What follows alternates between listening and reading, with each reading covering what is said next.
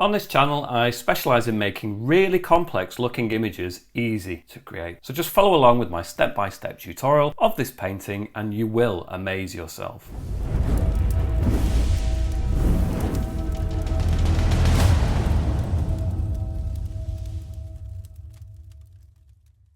Okay, welcome to another iPad painting tutorial. I've done lots of landscape tutorials and some a little bit similar to this, but as I go along, I refine the process and techniques and I find increasingly easy ways and effective ways of creating some of these details. So hopefully you'll find something new regardless of how many tutorials that you've done of mine already. In my tutorials, I use an iPad and the Apple Pencil and the app Procreate, but I'm sure some of the techniques and process you could apply to a different app on a different tablet and still have some success. But in terms of Procreate, I've opened an A4 canvas, which is 297 by 210 millimeters, and that's at 300 dpi. Don't mistake that with pixels, because pixels are very different numbers. That's 3508 by 2480 pixels.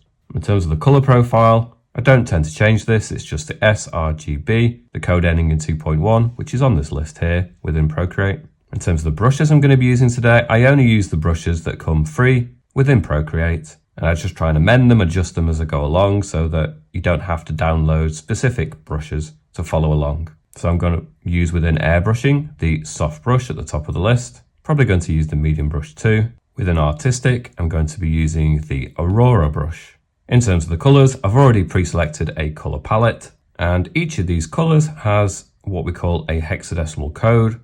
And each of those codes is listed down in the video description, so you can take a note of them. Type them into here one at a time, press enter, the colour appears up here, then you can tap it into your own colour palette and recreate my colour scheme. Or next to the colour code is a link that takes you to my Patreon and you can download the whole colour file for free to save you some time. And obviously over at Patreon is the place where you can support content like this on my channel, and you can also access exclusive extended tutorials, and that adds extra layers and details to what I show you here on YouTube. And with all that said and done, let's get started. So the first thing I'm going to do is I'm going to go to my color palette, select the first color on the top row, and I'm just going to drag to flood fill the white canvas. Then I'm going to create a new layer, keep everything separate. I'm going to go to layer 2. I'm going to use the medium brush within airbrushing. I'm going to have it at about 3% size and 100% opacity. And we're not going to see much of this. So maybe about a quarter of the way down, we're just going to create a couple of peaks and valleys and things like that. Then we're going to drag from that color into the bottom area. Now, if you slide left or right, it's going to flood fill in different ways. To the left, you can see it leaves a really big gap, so we don't want that. Slide it along so it fills that little gap, like so. We're going to create a new layer, layer 3. Stay on the same brush settings, but we're going to go to the third color appropriately. And we're just going to create maybe something else that cuts in front, interrupts what we've got there a little bit, and we can do it all the way across too. Drag to flood fill, and it remembers the same threshold settings that we did by sliding the pencil left and right, so you don't need to adjust that usually. Create a new layer, layer 4. We're going to go to the fourth color, same settings. Perhaps we'll just have this new layer cutting in front a little bit. It's okay if it comes down and then creates like a little V shape and then it goes back up perhaps. And then we'll just drag to flood fill like so. Go to our layers, create a new layer, layer 5, and we're also going to go to the fifth color. And again, starting up here, I'm just going to have it interrupt what we've already created, overlap it, and then perhaps just cut in front over here as well. Again, just drag, flood fill, go to our layers, layer 6, go to our colors, and obviously we're going to the sixth color. And again, this time we can have it overlapping, maybe just cutting down. So we want to reveal to leave some of that earlier layer, but then we just want to create some of this color too. So I don't want it to obscure everything in every area. I'm going to drag, flood fill, go to our layers, create a seventh layer this time, and we're using the seventh color. I'm going to use the same brush size, but I'm going to put it down to about 50%. And just in this area, I'm going to start tapping in the texture where I want this almost like a tree line in the distance. I want trees to be featured all over, but they're going to start becoming much more noticeable in about this area. Most of this is going to be obscured by more foreground trees, but I just need to start building in a sense of texture. So I'm going to have it a little bit more patchy. Bring it down until it kind of roughly creates like a horizontal line as we cut across, something like that. It's still pretty rough, so I wouldn't worry too much. And that will do initially. So I'm going to start tracing back our layers. So layer 2 initially had that distant mountain range. And with the smudge tool set to, well, let's put it on the medium brush as well. I'm going to put it down to 1% size and maybe about 80% strength opacity. Zoom in a little bit, and I'm just going to push it up in places. I don't want it to look a completely neat edge. A lot of these hills and mountains are going to have rocks and trees, so I just want to create almost like a little bit of a nibbled texture so we can cut across and just fine tune that to make it just work a little bit better. And that already looks better, I believe. We then could go in with the eraser. I'm going to set the eraser on the soft brush with an airbrushing. Going to have it at around 5% size and low on the strength at around 20%. And I'm just going to take off just that top edge a little bit, so it's kind of disappearing into the haze just a touch. Then I'm going to go to the next layer, layer 3. Same process, smudge tool, don't change the settings at all. Perhaps we could just make some of these little bumps a little bit more noticeable, but not too much. They're still pretty much quite distant. You can have one or two that just stand out a little bit more, perhaps. We can also push it downwards if you want to just remove. You don't have to push up. It goes both ways, so you can really create some almost like more peaks and valleys there too. Like so. And we're going to go a bit more carefully with the eraser, because if we were to turn the transparency of this layer, we're going to notice the details underneath that. So leave it 100% opacity, obviously, but we're going to go in the eraser, still set to the soft brush with an airbrushing, but I'm just going to maybe set it to 10% size and 10% strength opacity and just clip off just along that top edge. Now, if you start revealing some of the shape of the range behind it, then don't do that much, but just a few touches around the top just softens it a little bit. I think works better. I'm also going to reduce the brush to 2%, stay at the 10% strength, and just start to tap in. In fact, let's reduce it even more, the lowest part of 2%. Tap in some textures. Again, not too much. We just want a sense that there's features and things going on in this distant mountain area. We don't want it to look completely flat. I mean, a really stylized illustration style can be really good, but we're going for something that's a little bit more photoreal. So we do need some variation in that flatness. Not too much, just a hint goes a long way. We're going to go to the next layer, layer 4, which is this, and you don't see a lot of this layer. So we're going to go to the smudge, still the medium brush, still the same settings pretty much, so 1% size, back up to the 100% opacity. Same settings on the smudge, but again, we're just going to be a little bit more noticeable with our texture. Maybe we could just really create the sense that there are distant trees there. So we can allow it to form in a series of more noticeable spikes. It's not really noticeable spikes there, but this is just a little bit more exaggerated. Maybe more a sense of gaps between each of these points and just push them a little bit further upwards too. It's not, it's not hugely different, but just a little bit more. Now there's a gap here where it goes completely, perhaps a little bit too sharply. So I'm going to push it down here so it's not quite as dramatic. You can see what I'm doing for now that I'm zoomed in.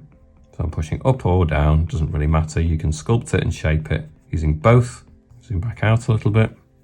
I think generally speaking, it is better to push upwards, but that doesn't mean that you can't remove and then go back over it, pushing up slightly. So I could, for example, take a good chunk out of it like that, and then I can go to the edge of that and just push upwards a little bit just to put in the texture after I've removed a whole section.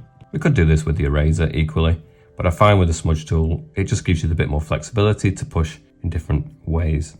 Likewise again with the eraser, I'm not going to take off the top edge so much, but I'm going to go in with 2% size, 10% opacity, and just lightly start to tap in some textures, some variation, so that it's not too flat. And there's not much there to go at anyway, so you don't need to add too much. Maybe the lower lying areas has more rocks, exposed bits of hills and mountains that don't have trees, and you start to see some gaps where the trees are not quite so densely populated, like so. Next layer, layer 5, let's have a look. It's this area. So, and it also includes this really big section here. Let's go up to it, layer 5.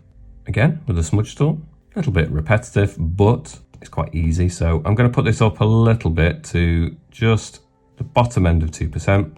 Perhaps I just want to create some slightly bigger shapes.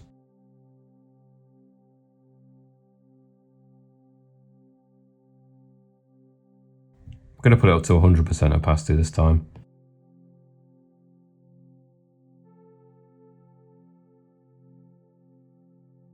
Now, you are going to get trees up in the upper regions sometimes, but I would say make more of a feature of them when they come a little bit lower down. You're going to see more definite tree tops down here. Separate them out a little bit so they're really more distinct. And then as we get to near the top, just round them off, smooth them off so that they kind of merge and blend together a little bit more. So down here, like I say, make them a little bit more obvious and distinct. Create a little bit of variety in the spacing too. You don't want them to be completely uniformly spaced. If they're too regimented, so you have one there and one there, they almost become like teeth on a comb. So you don't want them absolutely uniform. You want to create a little bit of randomness. Sometimes you'll have a few spikes and then you'll have like a flat area, and then just approach it slightly more chaotically as you go across. Okay, similar to what we've already done, we're going to go in with the eraser, but I'm going to switch now to a different brush. I'm going to go in with the Aurora brush now, and I'm going to set this really low, 2% size, and really low again, 10% strength, opacity, and I'm just going to use this, and it's just a little bit more textured than it would be if it was just the soft brush, but we're going to use this now to create some gaps. There's going to be areas in these hills, these mountains, perhaps where we don't have trees growing, so we get some sheer drops. So you could represent that a little bit by going upwards and downwards with your brush marks. So whether you get like a rock face that just creates a drop, obviously trees can't collect on there. So you represent that change of height with upwards and downwards brush marks. Now you can still tap in and do some smaller points too, but if you just stick to this upwards and downwards movement, then I think it really helps create that sense of bits that are maybe broken off the side and just create areas that are quite steep. Now it's not to say we need to do that all over. So in and amongst that, especially as it starts to round off near the top, we're just going to create more dashes and dots and blobs really. And you can scribble in larger sections so it collects, and that's fine. Maybe over here it's more gentle, it's more rounded. Here's like a steeper section, but here is more gentle, so we can allow just a series of dashes really. Small points that all collect together. Maybe put the brush size up to 3%. Now we don't want to totally strip this whole area of trees, but just creating a little bit more variety, I think, makes it more interesting.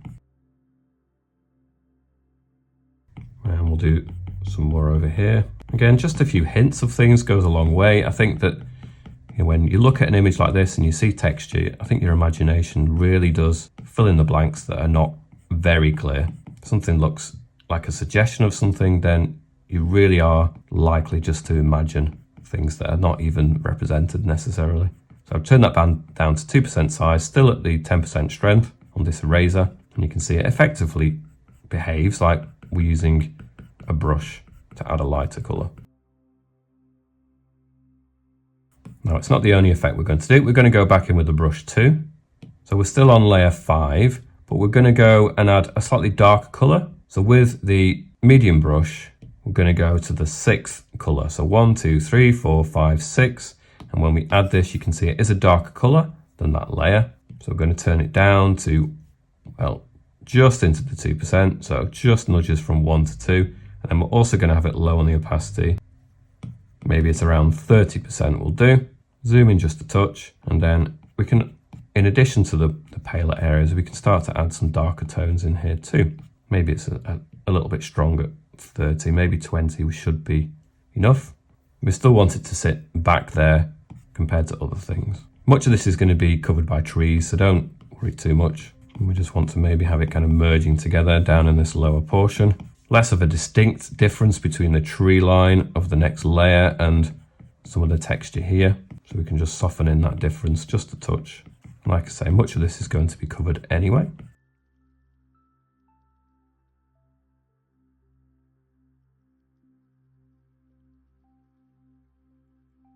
And then just sort of some bigger gestures that cut across a little bit more too. Something like that. Okay, we're going to go to layer 6. So we're really starting to move forwards now into the areas that, and we're going to be much more noticeable.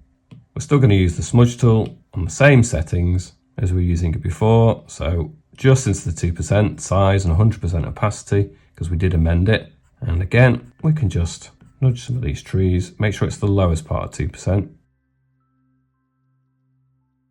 Nudge them upwards. And these are going to be much more noticeably trees very soon. But for this layer, it can still remain as a little bit just those spikes sticking up. And again, like I was saying, that's kind of merging with the background details. Although this is going to be largely obscured, so we don't need to worry too much either. And maybe just one or two kind of bigger trees that really stand out. So we can really focus on these perhaps a little bit higher up. And then after a certain point, maybe it can just soften in, not stand out quite as much, say up here. And the textures are starting to work, I feel. This time I'm going to go in with the brush. I'm going to have a change of tactics. So I'm going to use the Artistic Aurora brush.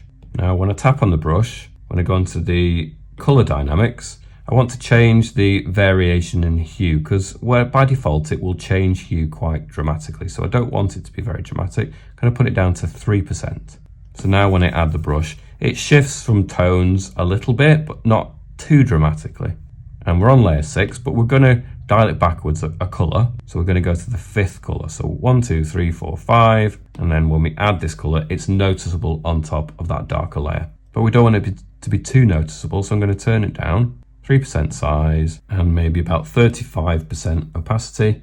And I'm just going to start building in some textures, some areas perhaps where the trees haven't grown. There are some gaps. So we're just creating some thinning out of some of the tree texture in places. So keep it quite patchy. And again, follow the shape of the mountains. There might be some patchy areas, but it slopes down with the shape of the hillside. And there's going to be a few higher up as well, but you don't need to do it consistently everywhere. It can be varied up quite a bit. Some areas there could be big gaps, and then other areas the trees are really taking over again. Something like this. And then we're also going to go backwards a color to the 4th color, turn it down from 3% to the 1%, zoom in just a touch, and in and amongst that now, perhaps at a higher percentage on the strength, put it up 10%, so we'll go to 45%, and we can just start placing in some even lighter tones here and there, but not too much. We do need some variation though. It's getting much closer to us, so you're going to be able to discern changes and shifts in that. And that's generally true of much more foreground elements, is that you're going to see the shift and changes in hue and tone and saturation. But when things go into the further distance, and they all just kind of merge together, and you don't notice those shifts as much. Now again, I'm not being too specific about this. I'm not zooming in too much. We can continue to add some of this perhaps over on this side and the lower down areas too. Again, I don't want to get too specific. This is generally still quite loose and creating the overall effect predominantly. Then with the smudge tool set to the medium brush with an airbrushing at just into the 2% size, 100% opacity, you can go back in, and anywhere there's a dark area, you can push that up to create the effect of trees within these areas too. So you've got it on the top edge, obviously, but that doesn't mean that you're not going to get it elsewhere too, because you will. And you could even go back to the color. So we're on layer 6, so we can go back to the 6th color with probably the airbrushing medium brush again, 1% size, 30% strength, and there's nothing wrong with manually in much more of a painted way. In fact, we can even go stronger than that. Let's put it up to 60%. Really placing individual trees in here too, being more specific and controlled with it. Because obviously as we get closer to, then I think it makes sense to be a little bit more controlled. You put those trees exactly where you want them. You're not just relying upon a smudge tool. You can actually paint them in, have them interrupting other things that you've already put there. I think that'll be more effective that way. Okay, so I'm going to go up to layer 7. And again, with a smudge tool, we just need to do this stage of the process too. And these are going to be significantly more dramatic, so they're on 2% size and 100% opacity on the smudge tool, which again is still on the medium brush, and these are much closer to, so we can allow them to spikes to be more significant, more noticeable. And around this point, they're probably going to disappear behind other trees, so you don't need to worry too much about those ones. Now on this layer, I'm going to tap on it, activate alpha lock, switch that on, and that enables me with something like the soft brush within airbrushing, with this color on the end of the top row, to just gently start to adjust around the edges of these trees without affecting everything else in the scene. So I'm going to put it at around 5% size and around 10% opacity, and I'm just going to soften in that top edge a little bit so it just merges it in a touch more with this background area here. Just knocks it back a little bit. We're going to have trees that are much more foreground, so I don't want these to be too severe. I want them to soften in a little bit better, just a touch like that.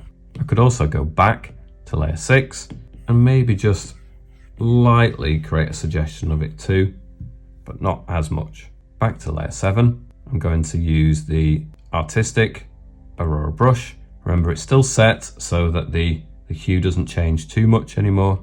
I'm going to put it at, well, 1% size, about 50% opacity. I can zoom in a touch, and in fact, let's turn the opacity up even more. Let's put it at 70, and I can create some spikes, some trees.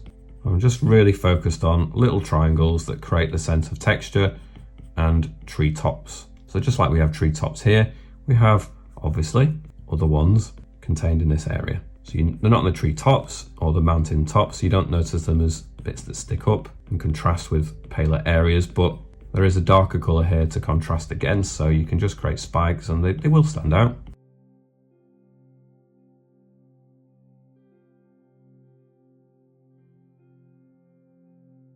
Been quite rough with these, and I think that's perfectly fine.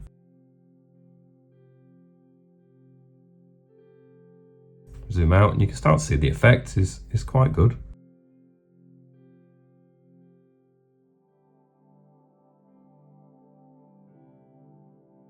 Again, these don't need to look hugely, accurate or detailed, because they're going to have more foreground trees that just set the standard for what we're expecting the eye to see later on. So when you do foreground trees that do look more, detailed and realistic, then everything else in the background just sort of falls into place to suit it really.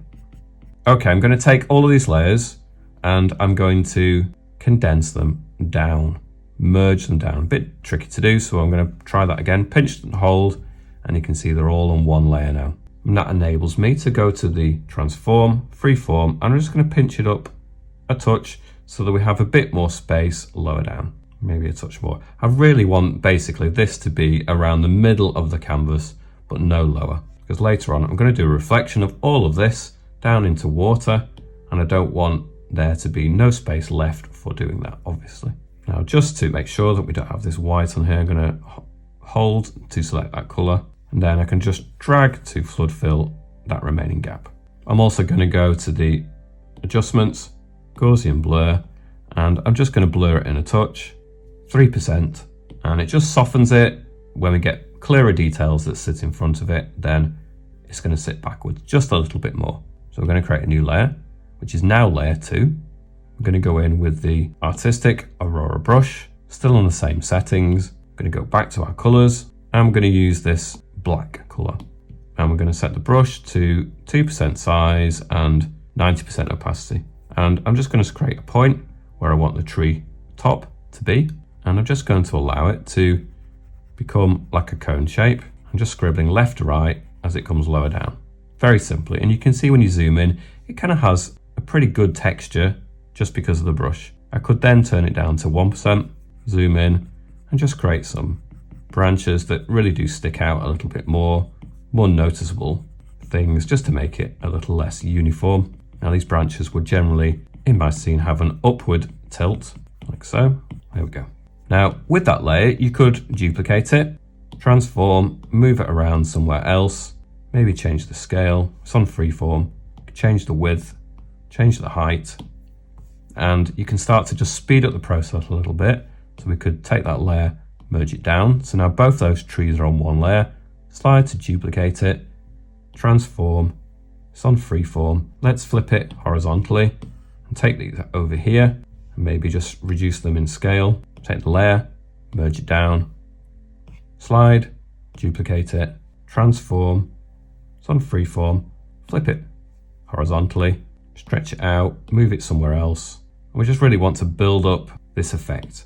Now, I'm not suggesting that you do all of them using this duplication because it's just going to become a little bit too obviously repetitive, but you can do a few more. So tap it, merge down, slide, duplicate, transform, flip it horizontally, tap, merge down, slide, duplicate, transform, flip it horizontally, move it, maybe reduce the height, find a placement that works, merge down, slide, duplicate it, transform, freeform, horizontal.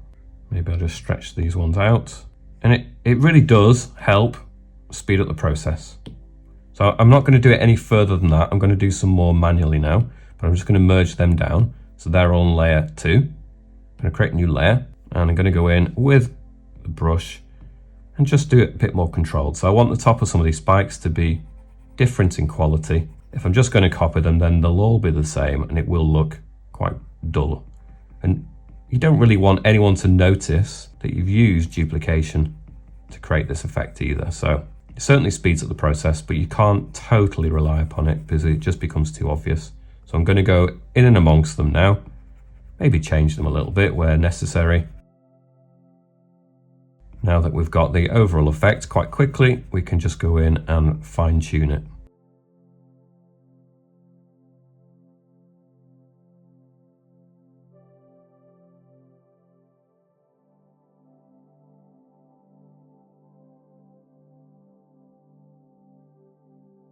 Zoom in, maybe I'll just have a nice big tree, so a tree trunk, and then some more individual branches that perhaps are just a bit more sparsely growing on this tree trunk, so more spaced out. Whoops, I want to go over and thicken that up a little bit.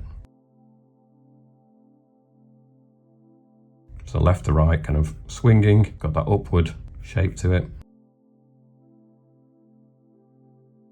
And then just sort of blend it in as it comes further down too.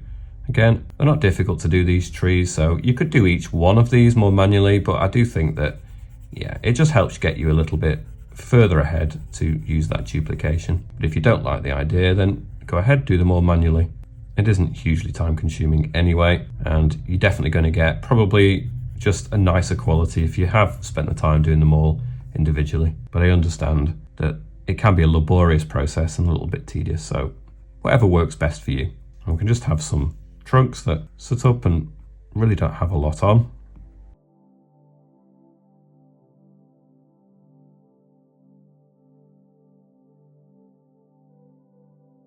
So go into these areas here, create some smaller ones. I kind of want the idea that they're perhaps just starting to merge a little bit more with some of these tree textures. They won't do completely, but just the suggestion that, you know, this idea that they're kind of blending in a little bit more. I'm going to take these layers, merge them down, so all the trees are on one layer again.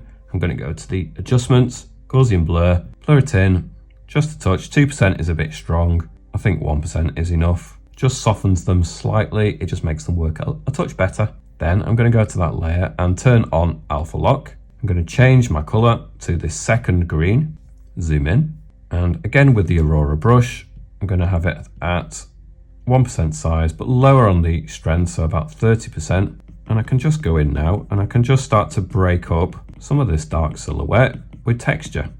And it instantly gives it a depth and a 3D quality that I think is really quite effective. And create some separations in here, like so. I would concentrate probably more on the ones that are taller, ones that we can imagine being more forward. But even when you zoom in, you can see those textures are there from using the brush, even in the most silhouetted version. So they're not completely flat right from the outset, but you're just going in there and you're just furthering some of that texture.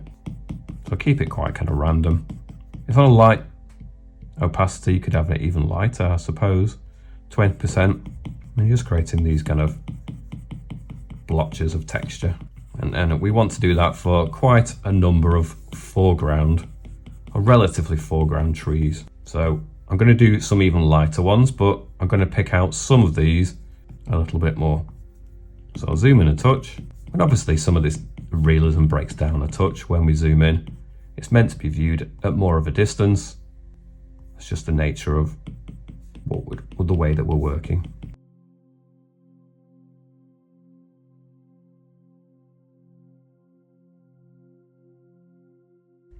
Perhaps we could turn the brush up to 2%, just into the 2%.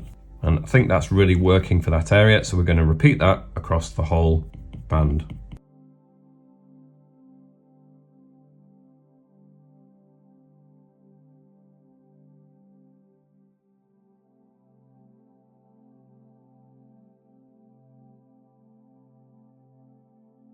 Okay, and we can also change to the airbrushing soft brush perhaps, and we'll have it down at just the 2% size.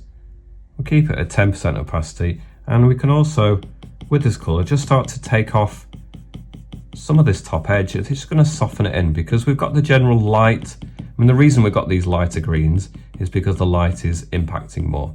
And the areas that are going to be most impacted by the ambient light of the scene are going to be the top leading edge of our trees.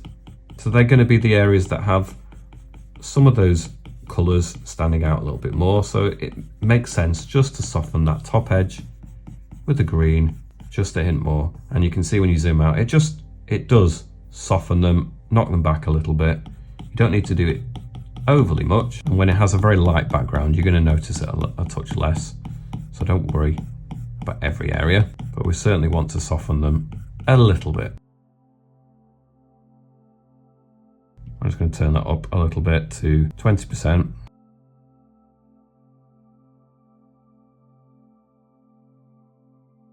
So we're going to use the Artistic Aurora brush, set initially to the black, and doesn't matter where you do it. We could do it down here, in fact. So we're going to set it to 2% size and 100% opacity. And if we do it here, just so we can really see it and have it as a separate element, and then we're going to move it. So you don't want it to be absolutely enormous, although it doesn't matter because we can reduce the scale anyway. So we'll just create a tree that roughly fits in with the rest. Okay, then we're going to tap on that layer, alpha lock. I'm going to change color. I think I'm going to skip a couple of layers. We'll go to the fourth color, 2% size, not 100% opacity. I think 60% should do. And again, we're just creating, in fact, that's too much. So 40%. We do want this variation in tone, so we need some green areas in there too. But just zoom in a little bit so you can really see this. We want some nice green areas in there just to create that sense of 3D. And then we can allow it to collect a little bit more towards the very top. Then change color. This color should do the fifth color, 3% size, lower, maybe 25% on the opacity. And I'm just going to chip away a little bit towards the edge. Maybe that doesn't need to be bigger actually. So we'll keep at the lower end of 2%. And we're just adding more of this lighter tone around the edges and the top a bit more. That means when we place it over the top of the others, it's really going to contrast a little bit and stand out a touch more. So we've done that nearer the top. Maybe we could take that a little bit lower down too. But we are just focusing it a little bit more on the edges and the top region. Just a little bit of it in the center areas too. But yeah, edges and top. Then we're going to go to the airbrushing soft brush, 2% size, 20% opacity. And we can really just sort of blend that in a little bit more. Not too much though, I've taken too much off there, I notice. So really just the edges, a hint more, and then not so much near the bottom. Okay, so now we've got that tree, we can move it, go to the transform, and you can see how much it's working or it isn't working. Yeah, and I'm generally quite happy with that. So zoom in a touch, get the tree at the right size, think about where you might want to put it. Maybe sort of here, and you can see it does stand out more. Now, I'm not happy with some of that, so I can go in with a darker color, maybe this third color on the middle row, and I can just subdue it slightly. It's gone a little bit over the top. Now you've got a darker background, you can really see. So just subdue it slightly. You want it to pop, but not too much. Back to the lighter colour, again with the airbrush, and just get the balance so that it works. Okay, I think that's about right. So I can then duplicate that. We're going to do a little bit of the same trick that we had before. Reduce it in scale, merge it down, slide, duplicate, transform, move it again. Find different areas for it. Now I don't think it's going to work to do it quite the same as we had it before. Merge it down. So you've got all of these on one layer again. Duplicate, transform, move them, squash them perhaps to get them to be more varied. Now you don't want each layer to be exactly the same, so you can go to that layer that we just created and just turn the opacity down to 70% perhaps, and that's softened them in compared to some of the others. And it just creates a little bit more variation. I'm going to merge that down, slide, duplicate it, transform, and yeah, move it around, play around with this a little bit. Now you might need to go in and just really add some more to vary it up a little bit. But you can see it has sped the process up. That's not to say you can't go in with the eraser and just 2% size, maybe 50% opacity, and you can just amend it. If they're starting to stand out too much, then you can just go in there and do what you need to really make them look slightly different from each other, because that's the goal fundamentally. So I'm going to merge these down so all of those trees are on one layer, all the new ones, and some of them I just want to knock back so that they're less obvious. And now we've created that, so I'll slide and duplicate it again, transform, we'll try flipping it horizontally, merge down, slide, duplicate, flip it horizontally again, find another placement for them. We are in danger of it becoming noticeable, so just be mindful. But it really creates a nice layered effect, I think that works. So we're going to merge them down, then with the eraser, and then with the eraser we'll just go in, and again, anything that just is looking a problem, just go in and fix it until it looks better. So it looks less like any duplication, or if it looks too sharp, you can just soften it in. Whatever you need to do, then you can. I'm going to turn that up to 4%, down to 20%, and then we can just more softly or subtly soften those in. Okay, so I'm going to merge that down. I'm going to take this layer and merge it down again. So we've got all of that on one layer, which is really great. And then going to go to the selection, rectangle, and from the top corner, I'm going to draw a rectangle down so that it covers everything that we've drawn, like so. Then I'm going to 3 fingers down, swipe, copy, 3 fingers down it again, get it, paste, and then you can't see very clearly until I move it, but it's created a duplication of that top area. Transform, flip it vertically, and I'm going to move it down so we get a really nice reflection. I'm going to perhaps just squash it, make sure we're on the freeform, squash it from that little circle. I want to just slightly condense the reflection so we get more of that sky in. Make sure it's lined up correctly. We don't want it to be any wider. Okay, I'm then going to go to the adjustments, motion blur. I'm going to blur it to the side, not a lot. I've done it to about 13% in my example, and it just seems to create that sense of lack of clarity, or just softens it compared to the layer above. I'm going to create a layer above that, so now we're on layer 3. And really we're just at some of the finishing touches for this, because overall it now looks pretty good. But we're going to go in with the black initially. I'm going to set it to the Aurora brush still. I'm going to have it at 3% size and, well, 100% opacity. And I'm just going to go across. I want some of the texture that it brings, but I just want to obscure any little patchy areas like so. Now, it's not to say it's going to be completely flat. You might have some mounds and areas that are interesting that have greenery on them. I'm only going to really focus on the top edge. Again, we can create a mirror reflection of anything that we do, but I'm going to take the colors, go to maybe the 6th color this time, turn it down to the lowest part of 2%, and, well, about 40% strength should do. And just along this top edge, I'm just going to create some textures, some variation.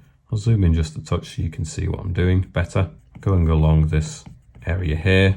It's a slightly warmer tone, which I think is appropriate. We've got a change in subject matter, so it's no longer the trees, it might be grass and bushes and other things, so it's going to have a different quality. Not to say we can't use some of the other colours, so we could go in with this light colour too, which was the 5th colour, and you know, we can add some of that to the mix too, so it helps bring the two areas together a touch more. It's quite strong, that colour at 40, so I'll put that down to 30. Just subdue it slightly. A little bit jarring when it's too light, excuse me.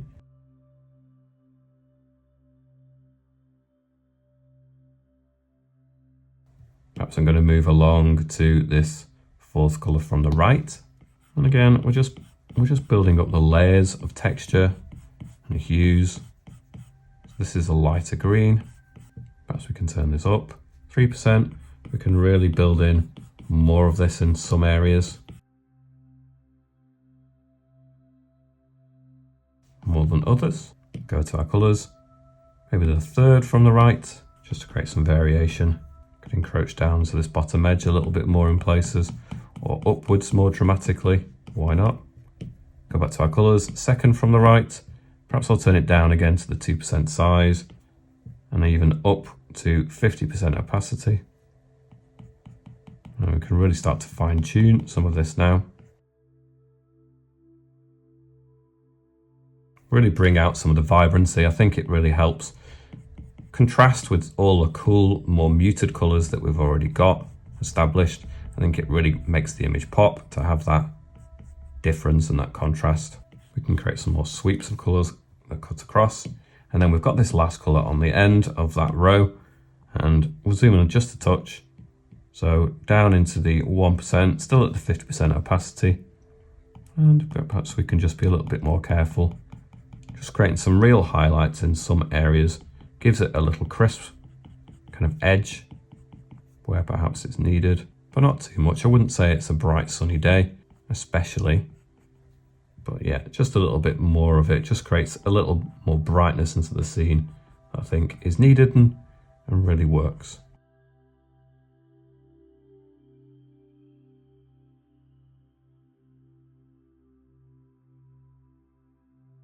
Now we can go to these colours at the bottom. So I'm going to switch brush from the Aurora to the airbrushing soft brush. So I'm going to go for this first colour on the bottom row, 2% size, 20% opacity, and I can just perhaps lower, so the lowest part of 2%. And I can build in some more earthy colours in the mix. So it's not just greens, we're getting some browns and creating some variation. And again, 2 lighter colours, tap them in place here and there. Again, it doesn't have to be massively controlled. It's all about creating the effect. Last colour on the bottom row. Perhaps I'll just turn this down to 1% size, 30% strength, perhaps even more, 50% strength. Let's really go for it. And we can tap in some extra little textures here right at the water edge. Now it's less obvious that it's a water edge right now because I haven't flipped it yet, which I'm about to do, and it will all help sort of bring it into a touch more clarity again, give it a context. So just sweeping across a few taps, and that's minimal, but I think it's enough. So we're going to slide and duplicate that layer, and I'm going to transform, flip it vertically, move it down, and again, just that sense of a reflection, I think really helps, really brings it together a touch more. And again, we're going to go to the adjustments, motion blur, blur it to the side. We need to touch more, well, somewhere similar actually. Somewhere similar to what we had before. So I think I had it around 13, 14%, so 15. That's kind of roughly similar enough. And perhaps I'll just go in there with this color again and yeah, maybe just create some slight randomness so it's not completely mirrored and it doesn't have to be quite like that. And also the point of the line where it does mirror, you might want to just create a hint of something too. That's a little bit strong at 50%, so I'll put it down to 15%. So maybe in the water you can just create, you know, some bands that cut across there, starting from that middle point. It's easier if I tilt to do a straight line. It's very difficult to do it like this. If you tilt it, it's more natural for your arm movement, which is why I've done it. I think that works better. I'm going to merge it down. We could perhaps in the water with the smudge tool go to the medium brush within airbrushing. I'm going to have it quite small at 1% size and 100% opacity. And we could just, with sideways kind of movement, create a sense that there's more kind of disturbance in the water. Push it one way and then the other perhaps. It doesn't need to be a lot. It just, I think, helps. I'm going to put it up from 1% to 2% perhaps. Just push it a little bit more. I'm just creating a hint that there's more kind of sideways movement of ripples, and a little bit can go a long way. You don't need to absolutely be explicit with it, but yeah, just a little bit of that can really assist. Back to our brushes, which is set to the soft brush within airbrushing, back to a light color, maybe the second color, and back in with the 1% size, 15% opacity on the soft brush. Perhaps we could, in fact that's too much, much too much. Let's put it down to 5%. So we can create some almost little bands that cut across here with these sideways movements, just to create some separation in the water. Put it up from 1%, just nudge into the 2% and do a little bit more of that. And that definitely helps.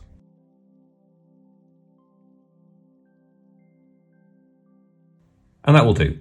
I am going to go into more detail with this over at my Patreon page, where I'm going to add some elements here in the lower foreground.